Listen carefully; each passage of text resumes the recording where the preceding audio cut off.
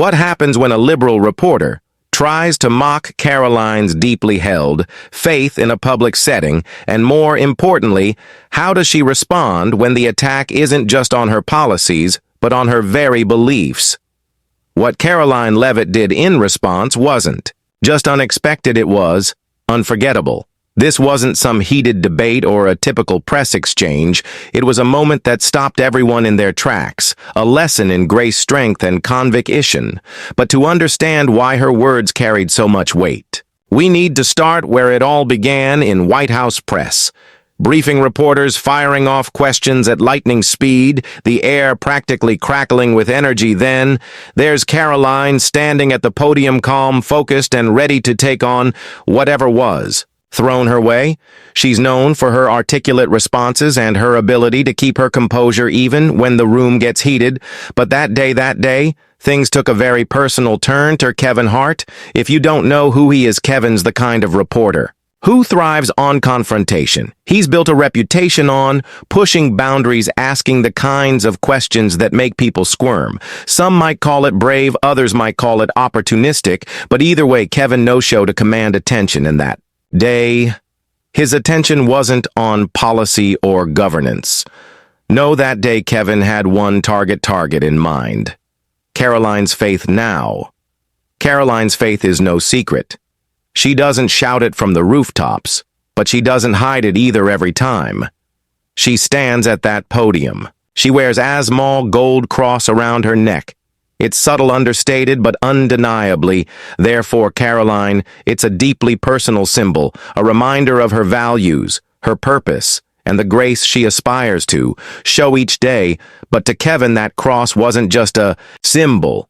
It was an opportunity to make a point. He stood up, adjusting the microphone, and there was this glimmer in his eye. You could tell he thought he was about to make a splash. Karoline. He began dragging out her name in a way that immediately set the tone for what was coming. I have a personal question for you, if you don't mind. The room started to quiet down. Reporters exchanged glances, sensing that something was about to happen.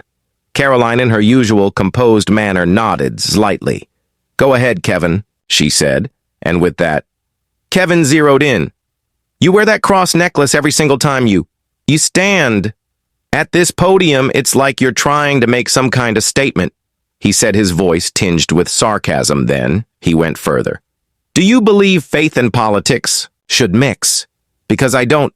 Don't you think it's inappropriate to bring your personal beliefs into a professional setting?" Now at this point, the murmur started. You could feel the energy in the room shift, but Kevin wasn't done. He was just getting started. Some might even say he continued, his tone sharpening, that wearing that cross is less about faith and more about manipulating how people perceive you. Like you're trying to paint yourself as moral, righteous, above reproach. Yet here you are defending policies that people is divisive policies they'd argue are anything but moral. Isn't that hypocritical? And just like that, the air left the room. The silence was deafening. It wasn't the usual silence that comes when someone's waiting for an answer. Not this was different. This silence was heavy, uncomfortable. Everyone was holding their breath, waiting to see how Karoline would react. She didn't come out swinging. She didn't snap back or get defensive. Instead, she did something that no one expected. She paused, just for a moment. And in that moment, everything shifted. She reached up and lightly touched the cross at her neck, almost as if to ground herself. Then she looked Kevin directly in the eye and began to speak. Her voice was calm, steady, completely unshaken. "Kevin," she said, "I wear this cross, not as a statement for others, but as a reminder for myself. It reminds me of humility, love, and grace, values I aim to live by every day, no matter what room I'm standing in." Boom, just like that. The room shifted again. All eyes were on her. Even Kevin wasn't quite as smug anymore. He had opened the floodgates. Yes, but what poured out wasn't what he had expected. "You say faith and politics don't mix," she continued, "but I respectfully disagree. My faith doesn't dictate policy decisions, doesn't demand that others believe. What I believe, what it does do, is guide how I interact with others, even when they disagree with me, even when they try to humiliate me." And at this, Kevin visibly shifted in his seat, but Karoline wasn't finished. You accuse me of using my faith to sway people's opinions to manipulate how they see me. But Kevin, my faith doesn't manipulate. It anchors. It doesn't distract. It defines. It doesn't make me righteous. It reminds me that I'm not. It reminds me that I like everyone else am flawed, and that's why faith matters, not because we're perfect, but because it calls us to try to be better. Still, the room remained silent, riveted. This wasn't just air response, it was a masterclass in composure and conviction. You're welcome to question my policies. She continued, her tone softening slightly.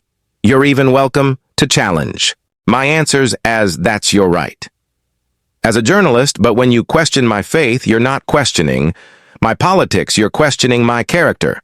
And Kevin, with all due respect, that line should never be crossed for a split second. Kevin looked like he might respond. But what could he say? Every word he'd thrown, she had caught effortlessly and handed back with grace. But Karoline wasn't done delivering her message. Notto. Kevin, not to the room, not to anyone who would watch this moment unfold later. Faith doesn't mean I'm above reproach.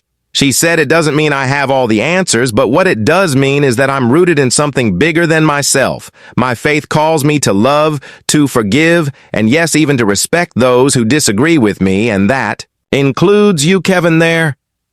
It was the final note that turned what could have been a heated exchange into something more Allison, a message, a moment of clarity. She glanced around the room, then her eyes meeting those of the other reporters. Are there any further questions? She asked, her tone almost casual, as though she hadn't just dismantled an argument so deftly that it left everyone speechless. No one said a word by the time Kevin left that room. He wasn't the same as when he came in.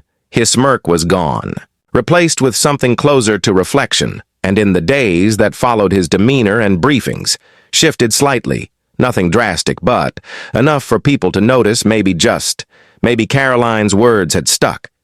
And that moment, it didn't just stay in the room, it rippled outward. Clips of Karoline's calm yet powerful response went viral. Some people praised her for standing strong in her beliefs. Others criticized her for dodging the question. But one thing was clear: her words had struck a chord far beyond the walls of that briefing room. You see, this wasn't just about a necklace or a question of faith and politics. It was about something much deeper. It was about standing firm in your identity when it's being challenged, about showing grace under fire, about choosing respect over retaliation, even when it's the harder road to take, and that's a lesson we can all take to heart.